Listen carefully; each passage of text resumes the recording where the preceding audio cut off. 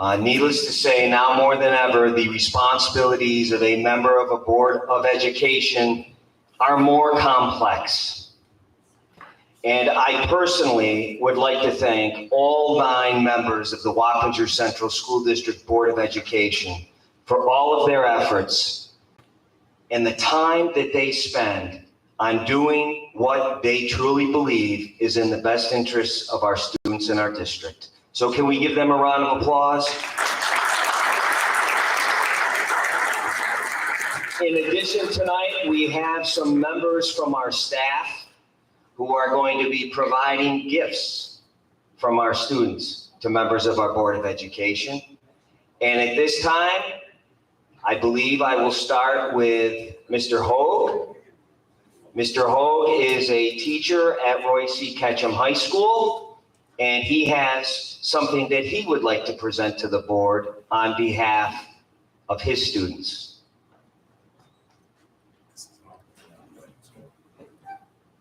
There we go. I'm Chip Hogue. I'm one of the Family and Consumer Sciences teachers in the district. I'm at Royce C. Ketchum High School. Our baking and pastry students made you white cupcakes with cinnamon buttercream frosting. Nice. And we also have cupcakes at the baking and pastry class from John Jay. Made for you, I believe they're Oreo cookies and cream flavors. So on behalf of all of our students, thank you very much for everything you do. We really appreciate it.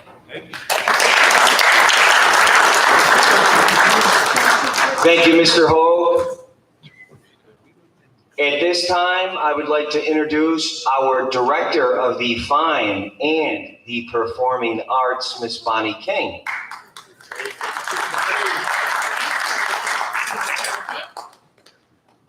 All right. Hello. Thank you for all that you do. And I just want to talk a little bit about the gift that the Fine and Performing Arts prepared. We always see Empower, Challenge, and Grow. And I don't think people realize what a strong arts program that we have. It's one of the best arts programs in the state, and I could say that having just spent a couple of days at State Ed. And there's another branch of arts now, which is media arts, that has now recently been recognized, and we have one of the strongest media arts programs. So when we began talking about how to recognize this work and recognize the work that the board does to support the arts, which truly are a part of the fabric of the education here in Wappinger, it's just, we're really grateful about that.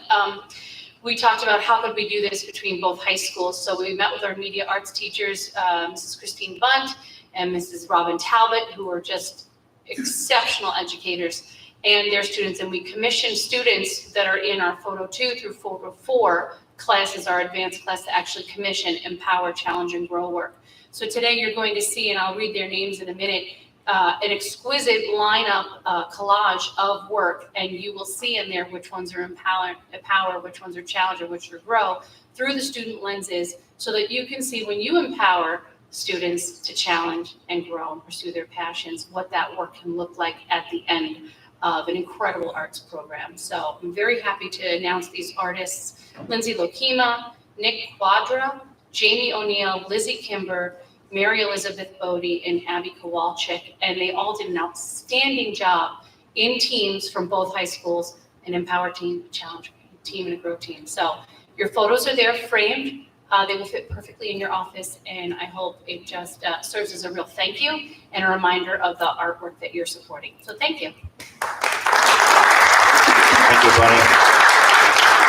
So at this point, I would like to introduce the members of the Board of Education. You can feel free to, Director King, if you can help make sure that they get those gifts, and Mr. Hogue as well. First, President John Lumia. Mr. Lumia, your gifts are waiting for you.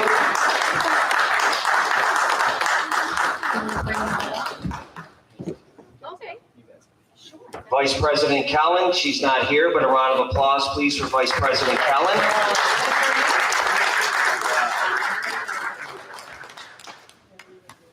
Trustee James Spencer, Trustee Spencer.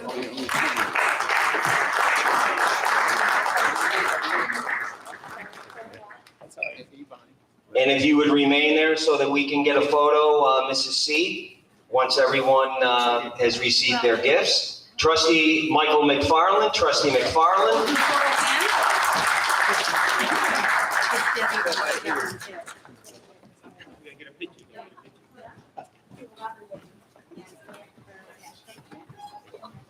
Once again, board members, if you can remain there so we can get a picture of you, please. Thank you. Trustee Eddie Slowshower, Trustee Slowshower.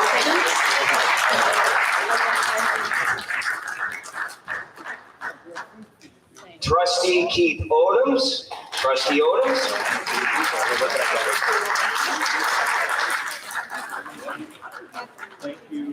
Trustee Marie Johnson, Trustee Johnson.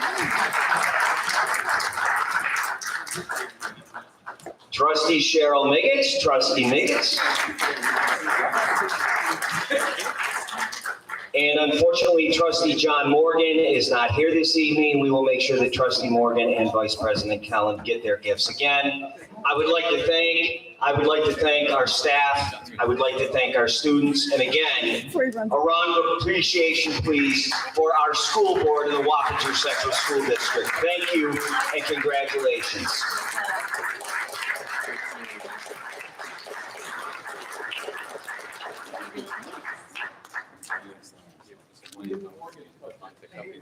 These are for Dr. Bond, and these are for your two other members. Peggy and John. Thank you. For having us. First of all, thank you, but I think you were thinking of me when it came to those cup cookies. Yes? Thank you very much. Thank you. Thank you.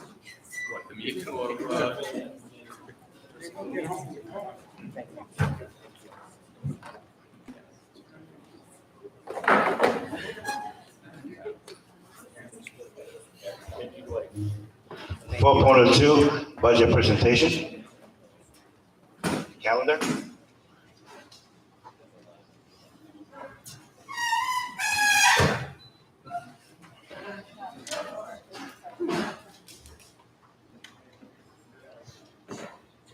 Art, can I have the, You want the walk mic? yeah, the walk-up?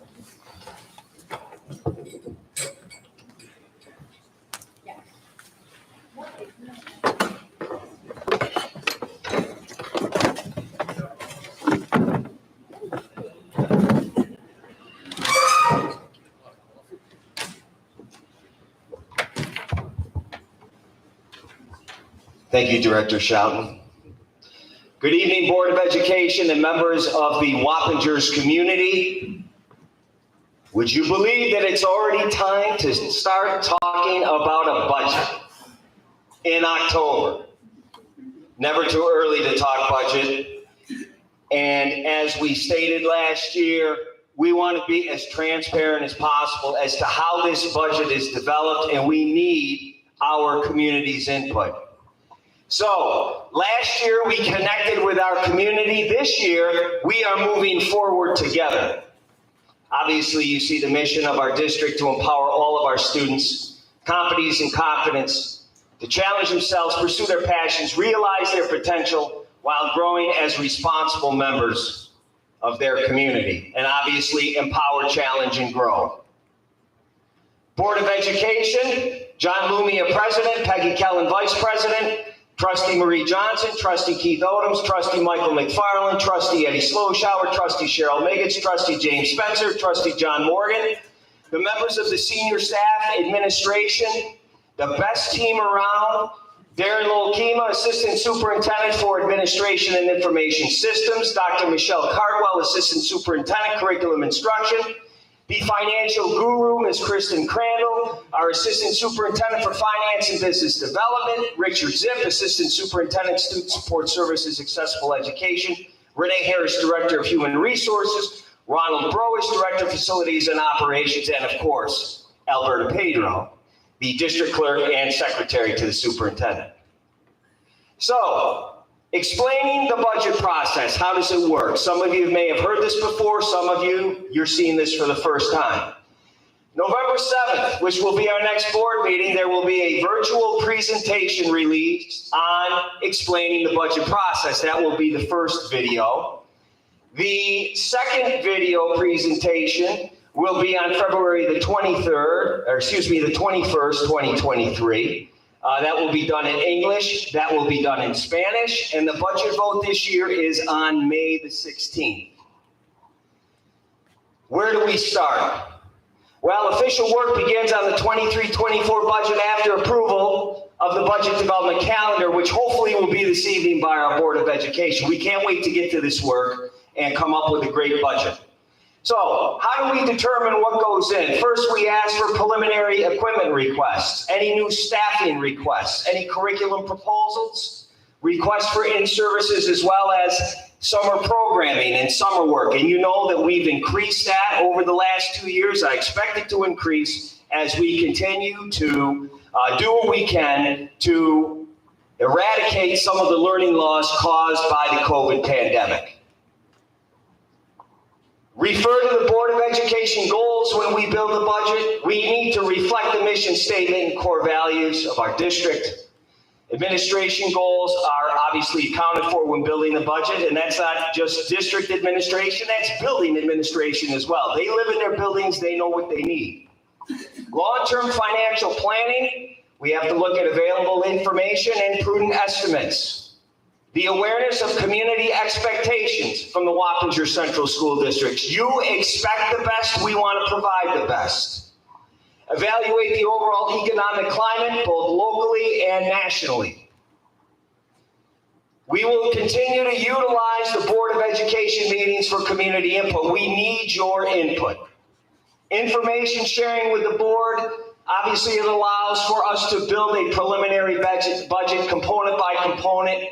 And if needed and as needed, we will continue to have Board of Education study sessions. We need to include pertinent revenue funding sources in the general fund budget. We also need to have discussion on possible referendums to be added to the ballot. Questions from the Board of Education and community are welcome as we move through the process. And again, this email will be open tomorrow morning, hopefully after the board approves this calendar. Let us know what you think we need to improve and enhance our services. Budget email, budget@wcsdny.org. We do look at that, we do read that. Again, we do want your input. We don't want to put this together in a silo. I also look forward to attending local town and village meetings to gather budget feedback and do presentations on the budget. This was very successful last year, and I look forward to being invited again to some of our municipalities this year. We will continue to share information with our local municipalities through the quarterly meetings that we have with our town supervisors and village mayors. Information sharing process with the community.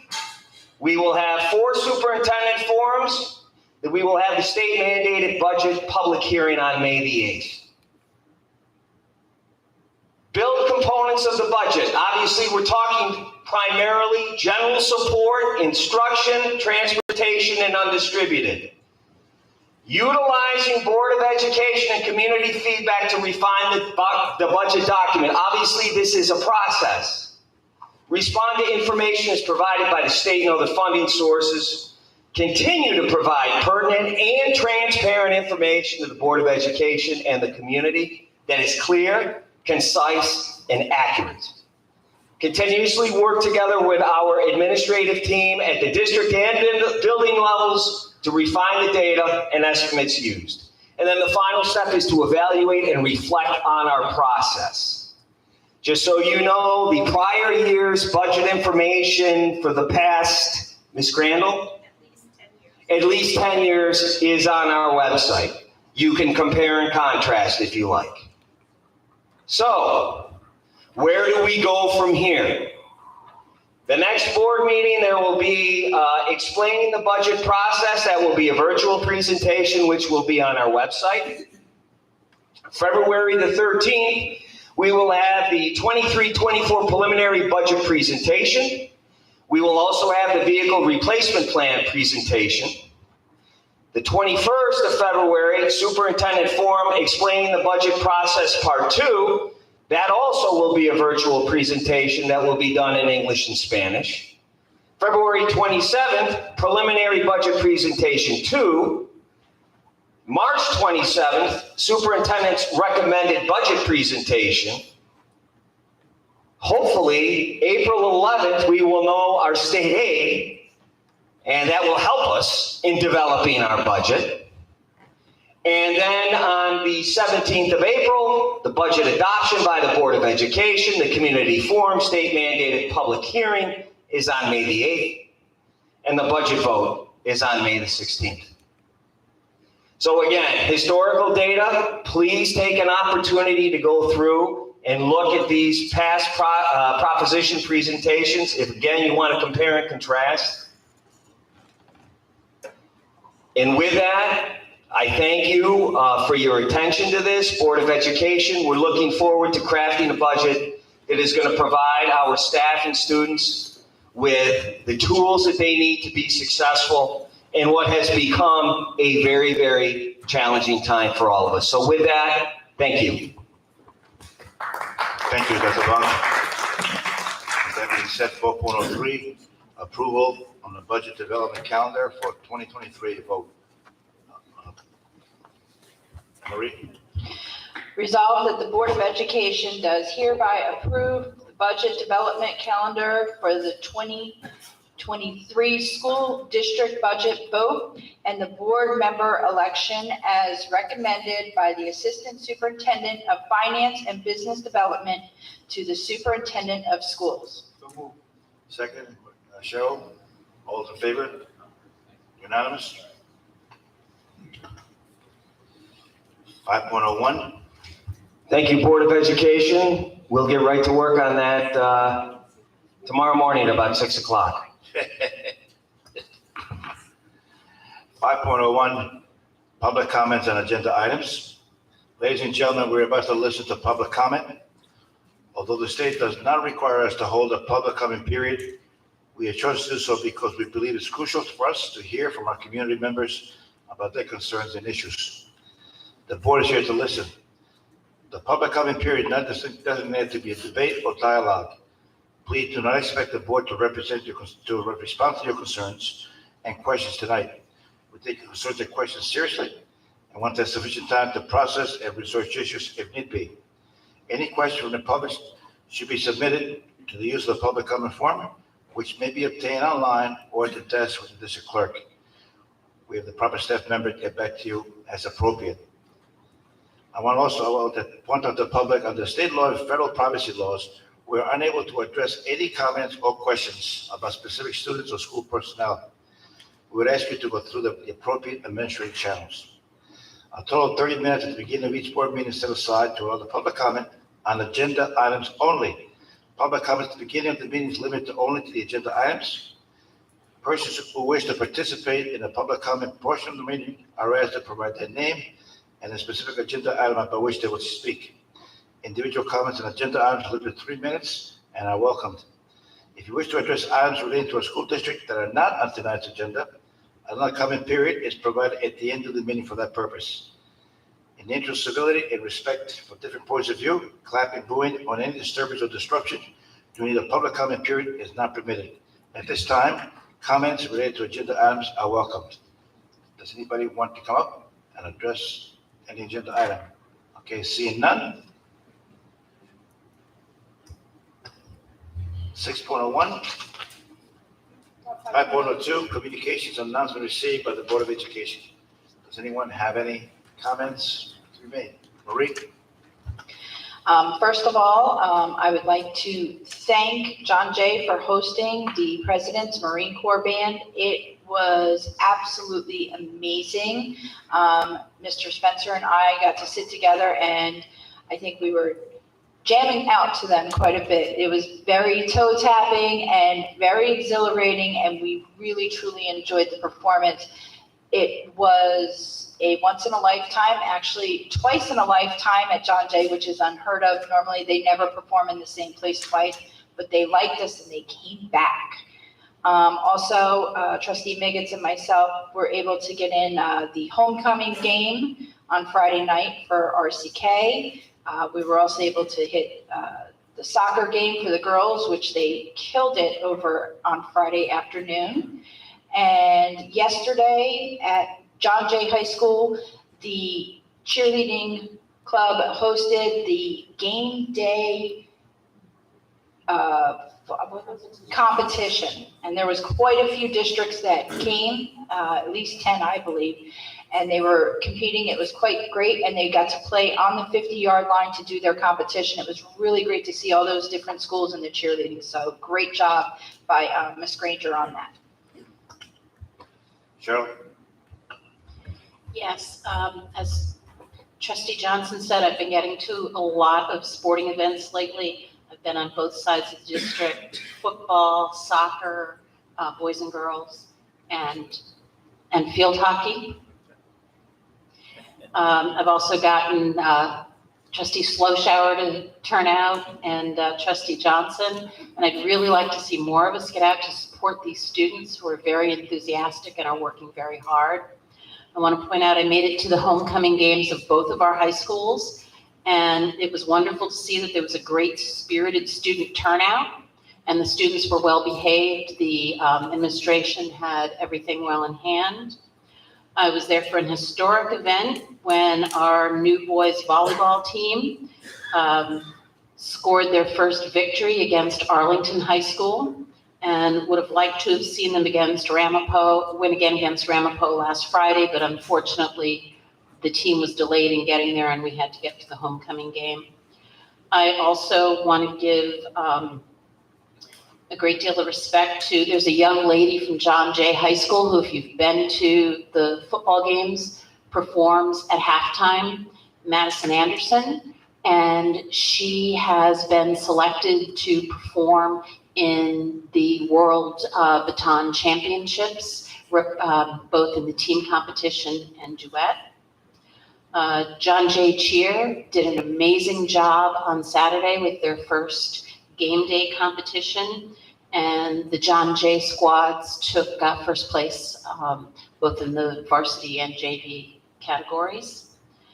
I also would like to say that it's really great to see things getting back to normal in our elementary schools. I was able to participate in the annual ice cream social at Sheaf Road Elementary and saw that post-COVID, it's actually been improved by moving everything outside so that people can socialize more. And I was also invited by the Evans PTA to their grandparent breakfast and book sale. It was wonderful to work with grandparents as they helped their grandchildren select reading materials. I just wanted to, thank you. I just wanted to congratulate all of the students who are finishing their scholastic career in their fall sports. I know this evening, the women's RCK swim team, they had their final swim meet this evening, but a lot of students will not be going on to a collegiate career in the sports, more academically if they attend a college, but this will be their end for the fall season. So congratulations to those coaches and students and also the parents. Thank you. Anyone else? Well, I guess, Jim? I'll concur with Trustee Johnson about the president's own Marine Band, October 9th. It was a real treat. I'm almost considering following them around the country because they perform in different places, different states. They were that good.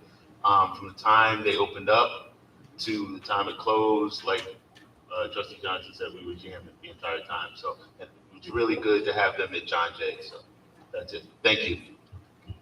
As a person who dabbles on the piano a little bit, I can honestly say that the musicians at that particular concert were professional, truly professionals. It almost brings you to tears. They were fantastic. So I'd like to thank, I hope they keep coming back to John Jay or maybe Royce Ketchum High School. Another thing, on behalf of the Board of Education, I want to thank the Rotary Club of the Wappinger Falls for the recognition of their Students of the Month.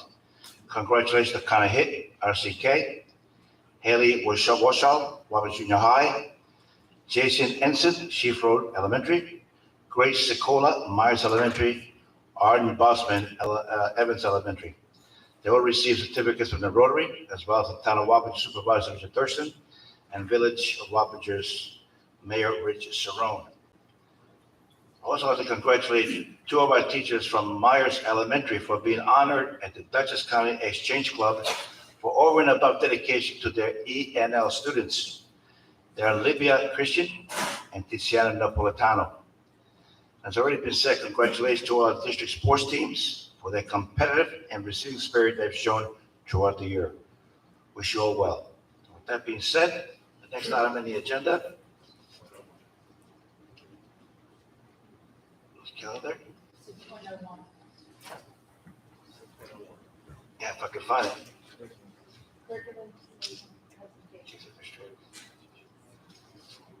I hate this.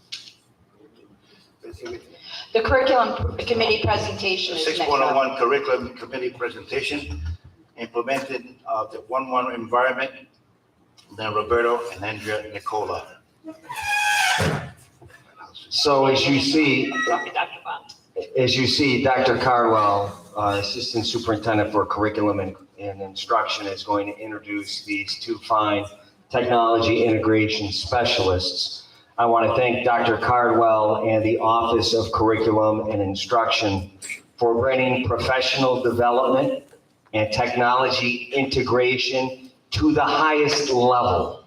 We are very fortunate in our district that we have served not only as a leader within this region, but throughout New York State in some of the innovative programs that we have brought to give our teachers the necessary tools to be successful in what is a digital and technological age where you have to capture the students' attention at all times.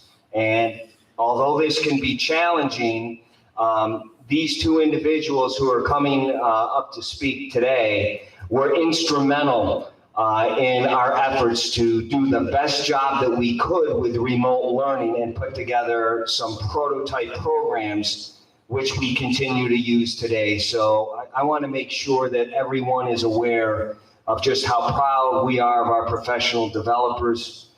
Dan Roberto and Andrew Nicola, our technology integration specialists. And with that, I'll turn it over to our Assistant Superintendent for Curriculum and Instruction, Dr. Cardwell. Dr. Cardwell?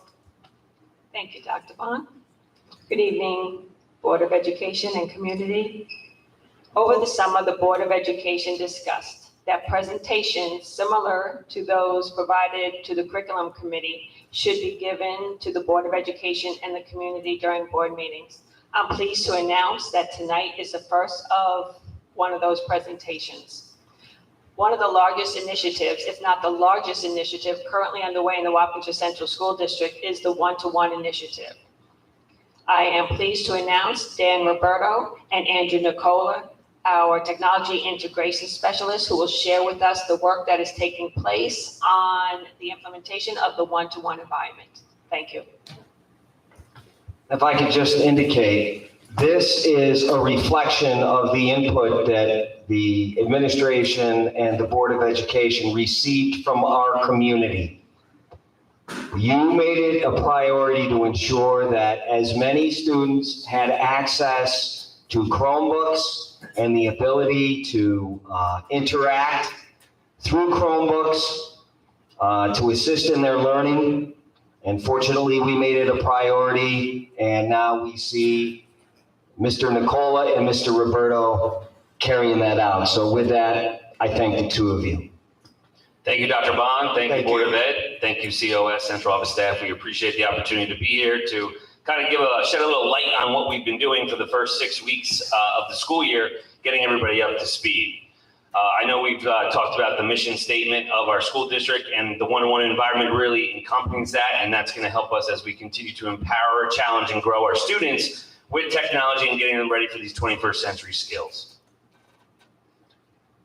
There's all of our senior staff and all of you great board members, which we're celebrating tonight for School Board Recognition Week. So again, we thank you for that. And this is our professional development team. So we have Director Arthur Schouten. He's it's a lot of titles right there, but Director of Instructional Technology, Library Media Services, and Career and Technical Education. And myself and Dan fall directly underneath Art. So we're greatly appreciated for his support. We have Director Panzer, who is the Director of Science and Math. And I think you've heard a presentation recently from our STEAM Professional Development Specialists in Tara Kohler and John Salmon. And then we are awaiting a director for our ELA professional development and humanities specialists for Christine Blake and Kristen Marino. So we really have a team that's really gelled and comes together to ensure that all of our faculty and staff members, our teaching assistants, and obviously all of our students in K-12 are able to really have a good grasp of all areas of curriculum. Okay, so we're going to take a look at the one-to-one initiative and where we started, where we are now, and where we're going. So what we're looking at now is every enrolled student in grades 7 to 12, it has the opportunity to have a Chromebook provided to them by the district. So this, we started last year, so since the beginning of the 2021 academic year, we've issued over 1,700 Chromebooks to students in grades 7 and 8 in Orchard View. So we started rolling out the devices in the middle schools in Orchard View last year, and this year we began issuing 3,400 student Chromebooks to students in grades 10 through 12. So we were there right at the beginning of the year to provide those Chromebooks to all students. Also, we are now in the process, actually we're just finishing up, getting Chromebooks into the hands of teachers. So we provided over 300 Chromebooks to faculty members. And those are to faculty members who requested to have a Chromebook. And that 300, I don't want it to be misleading, that's just for the secondary staff members. As part of the Smart Schools Bond Act a couple years ago, all of the elementary, E&L, special ed, all of those teachers already have district-provided Chromebooks that they are able to use. So this was just furthering the initiative, so any staff member who has wanted a device to further integrate technology into their lessons now has the opportunity with the district-issued device. So we're looking at, again, that schedule that's going forward that we kind of just move forward. So we started this with the middle school, and as the 7th and 8th graders got their Chromebooks last year, the 8th grade, they will now keep them through their movement throughout the Wappinger Central School District. So as they transition from middle school to high school, they will bring their Chromebooks with them, and the high school students will keep them as they move from 9, 10, 11, and 12. So they'll constantly be rolling through at this secondary level.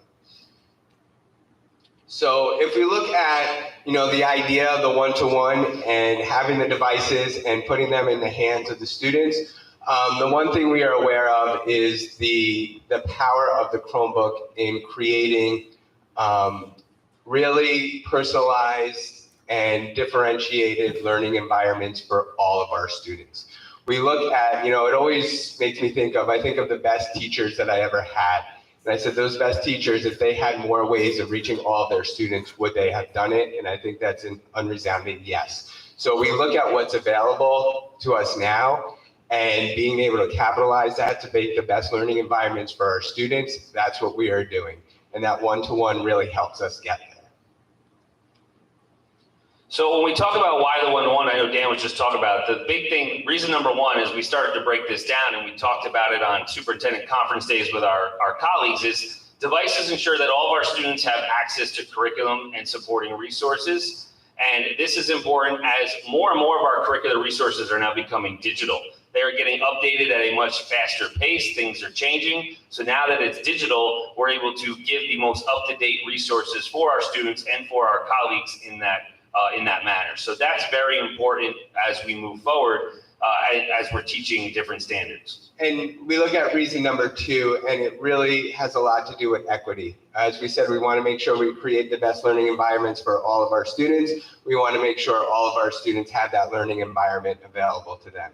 So these one-to-one devices ensure that all students have equitable access to every tool that they need provided by the district wherever they are and whenever they need it. So those productivity tools, many of them are available through our WCSD and Google domain, and students can access their documents from anytime, any place with internet access.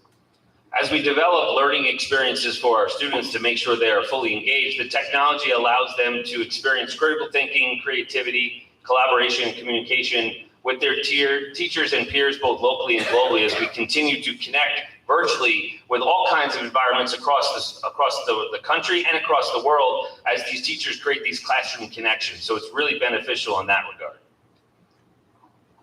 And, as we go over, we look at reasons 4, 5, and 6, one thing to remember, the one-to-one And the integration of this technology in the hands of every student is not meant to look like a remote environment where students are plugged in and just looking at a screen the entire time. The power of technology really gives teachers the ability to differentiate more and effectively and proactively address student need in the moment. Yeah, we're really able to, the teachers are able to target those skills that they can see, because they can give that feedback instantaneously when it gets submitted through maybe a Google environment. They're able to see where maybe I need to spend another day on this learning concept in math if a student, or most of the class is struggling, versus it takes 3 days or 2 days for me to grade all the tests of all my periods. And really, we're building upon sound pedagogical practices with using the digital environment. We look at, those teachers creating their classroom space and their digital space, really to design these instructional environments to go hand in hand. So what's great is teachers have the ability to measure what matters most and get, as Andrew was saying, those actionable results. But what's really fantastic about the one-to-one environment, it empowers the teacher to have more opportunities to work with students on a more personal level, because they now have the technology at hand, not only to get the formative assessment data, but also to provide different scaffolds and different levels of instruction in a digital space, which they can then support in the physical space of their classroom to get students working and thinking at a higher level in a collaborative way with the teacher instead of being set off on their own. So as we shift instruction in a one-to-one environment, these are the goals that Dr. Cardwell has had us working with, is we're moving from the traditional teacher-centered and created tasks to more student-centered, tech-integrated learning, project-based learning. We're doing a lot of that right now, not only in our 7 through 12, which already is one-to-one, but going one-to-one in 7-12 has allowed us to move some of those Chromebook cards down to the elementary schools, which now gives them more resources and devices to be in the digital world as well. So through our conference days, our professional development opportunities, and various things coming forward, our in-service classes, we really work on providing teachers with all the opportunities that they need to create that digital environment that's inclusive for all students. So moving teachers from that traditional classroom setting into one where we can really have student inquiry, interest, student passions, really be the driving force behind the learning experience. So a lot of people say, how do you support the one-to-one environment? So we do have Chromebook tutorials that as soon as a student logs into their district-issued device, a tutorial automatically loads in Google Chrome to teach them how to effectively use and manage their Chromebooks. A lot of questions also come up. What happens if a Chromebook is damaged? Well, we do have fantastic people at the help desk here at TSS. They would email parent.portal@wcsdny.org with the following information so that they can then see, okay, how do I diagnose this device? What needs to be fixed? And then once it's reported, then the computer lab TAs can help them. And then they do have a loaner temporary device that they get to use on a daily basis if their device takes a lot longer to get back, if it's, depending upon the level of damage. One thing that we were looking forward to starting is empowering more of our students to be part of this process. So we know we have a fantastic computer lab TA who's going to be working at both high schools to create a student Chromebook repair, because things happen, headphone jacks break, screens break, all these things. So we want to teach the students on how to address these problems and manage these problems. So we'll create a student-led help desk. They'll keep track of the inventory, they'll see the problems, they'll do a repair, they'll provide Chromebook support, and then students can receive volunteer hours or workplace readiness hours for this service. So these are our next steps in developing the program now that most of the devices have now been distributed and provided to the students and staff. So this is our next step that we are going to be working on with Director Schouten as we move forward in the one-to-one environment. And that's all we have.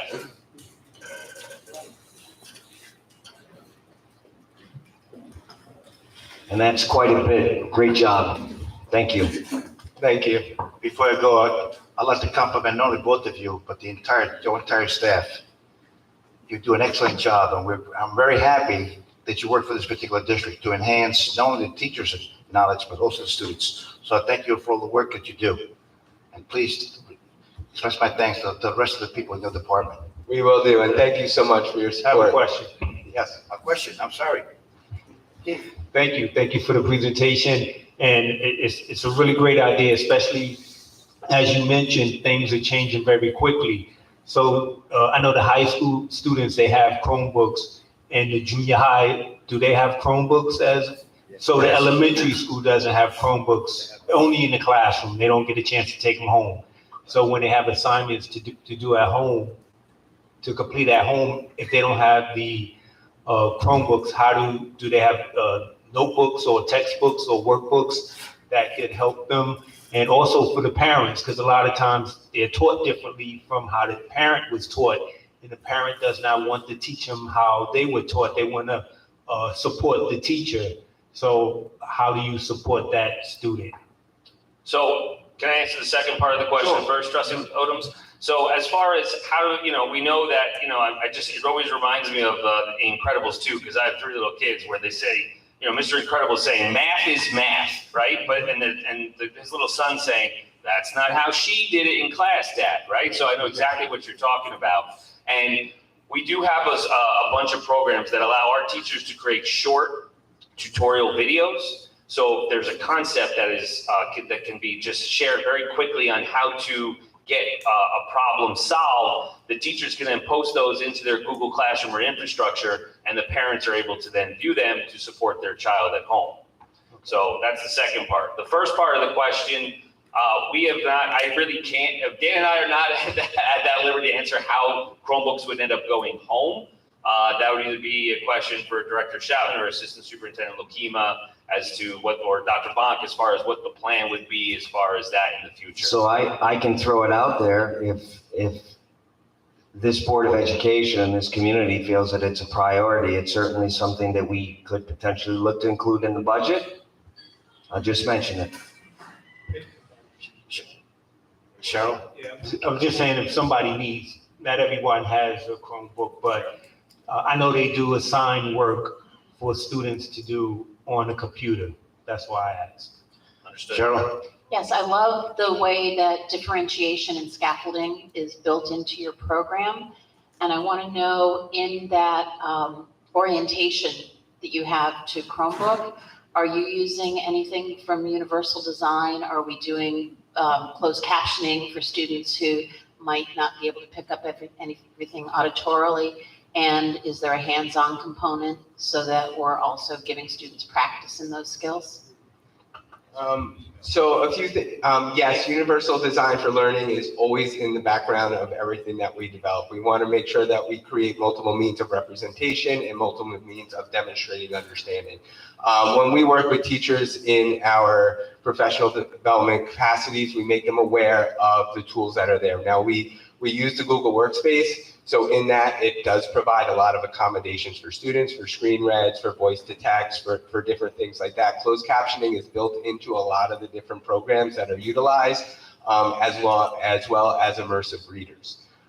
There's different levels that those accommodations go to based on students, what's ever developed with their IEP. So that's a little bit different. But as we go and creating that environment, that's where we talk about the power of the digital environment, is now we are more in tune to creating those things for the universal design for learning, because we have the tools there and they're available for each student. Who provided the funding for these Chromebooks? I think it came through the COVID relief fund. Darren? It did, yes, it did. I just want to know the community to know that this came from the This COVID relief came fund. through the COVID monies that the district received, yes. And one quick question. I saw a quote, which it bothers me. And the quote, I didn't get the whole quote, but it stated that we teach our students as we did in the past, we are not doing the job we should be doing. And I disagree with that particular statement. I mean, you could have teachers who are excellent in the way they're teaching. They can use the Chromebook as they so wish, but I cannot say that I agree that just because teachers teach the way they did in the past, necessarily not doing just as good a job as those who are using Chromebooks. So that's just my take.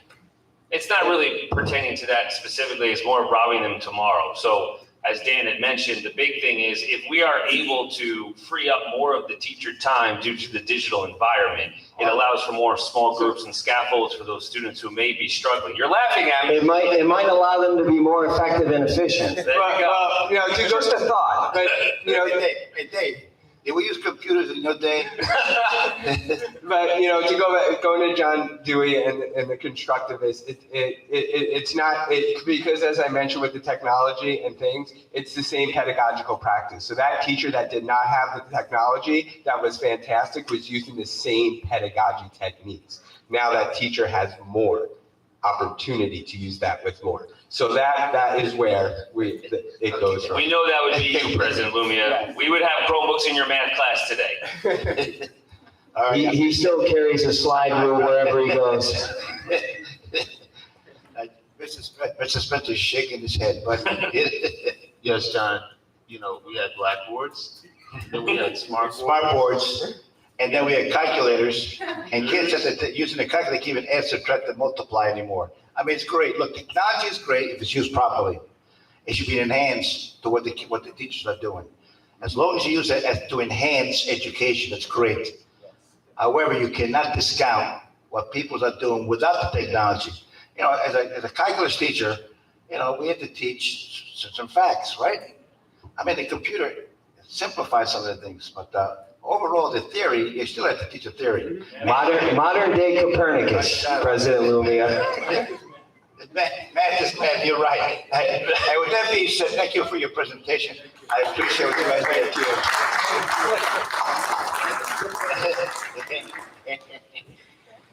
Consent agenda items. Anybody want to pull anything from the consent agenda? Marie?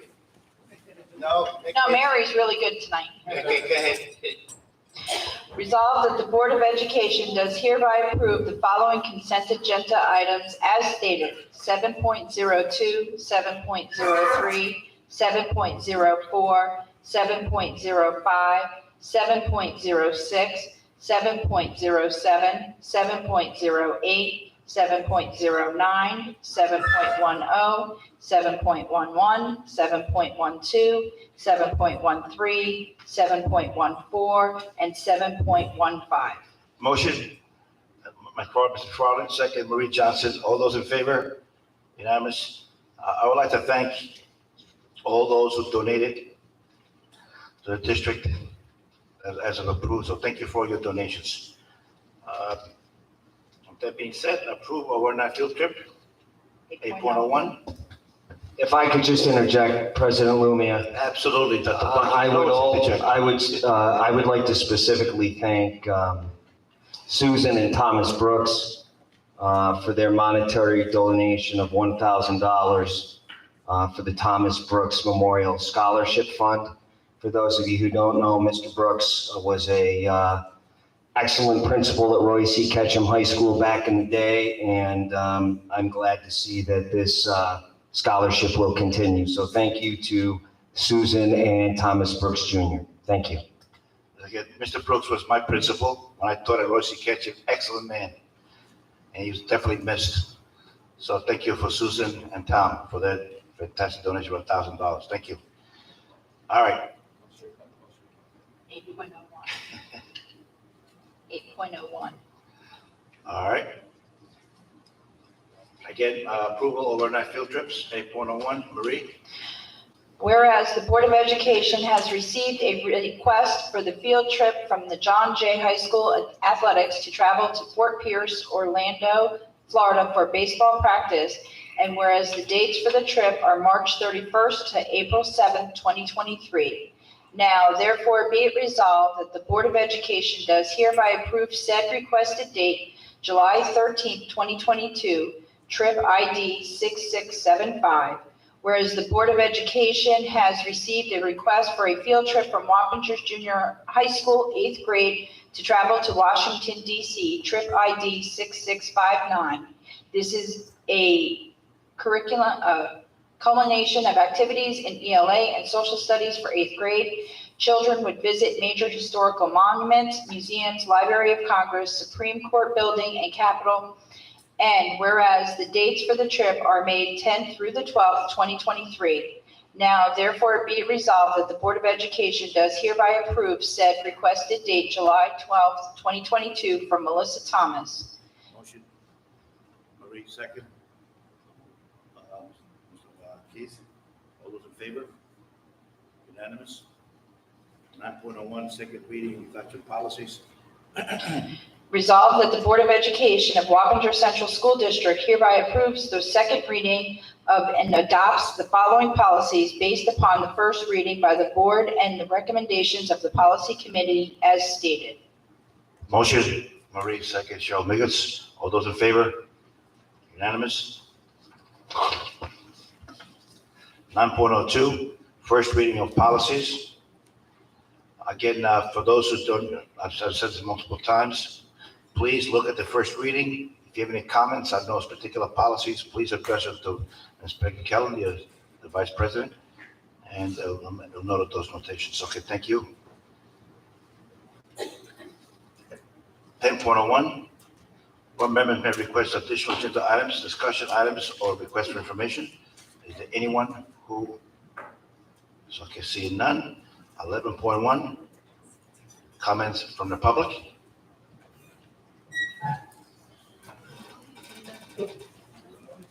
Try to speak a little bit loud, so I'm hard to hear. I will try my best. Good evening. My name is Gina Nicolari. I'm a registered nurse. I also am a resident and employee of the Wappinger Central School District. Last week, the National Association of School Nurses released a report on the recent CDC survey of 8,000 school nurses nationally. The findings were stunning and should be a wake-up call for all of us. You see, 45% of school nurses reported symptoms of adverse mental health conditions in the 2 weeks prior to completing the survey, including symptoms of PTSD, moderate to severe depression, anxiety, and 4% had suicidal ideation. Across all 50 states, tribal nations, U.S. territories, and our district, school nurses are reported work-related stressors such as feeling bullied, threatened, or harassed since the pandemic. More were likely to report symptoms of mental health problems if they worked over 40 hours, felt unsupported by peers, supervisors, or school leadership.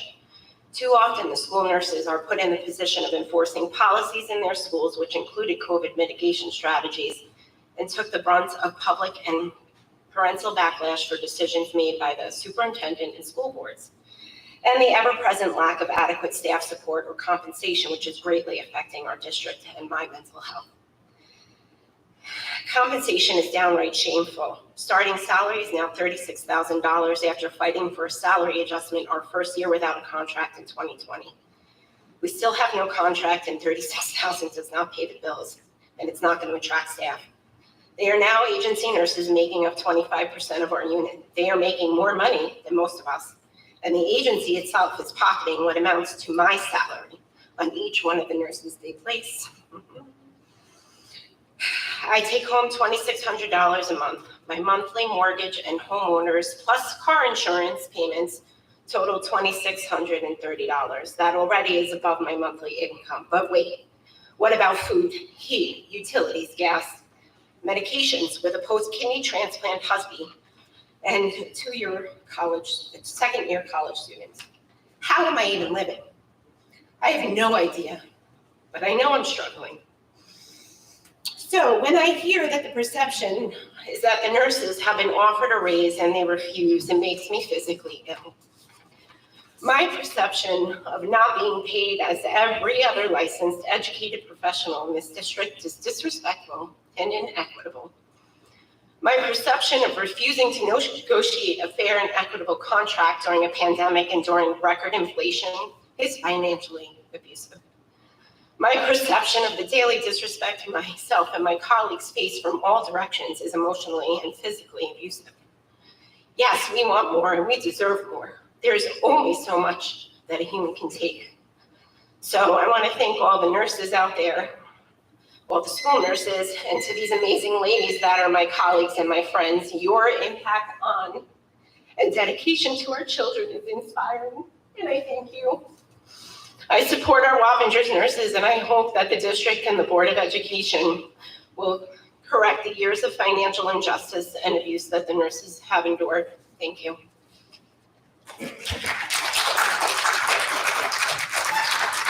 Thank you for your comments. Are there any comments? See, next, I'm gonna make a motion to adjourn. Marie, second. Cheryl, all those in favor? Unanimous.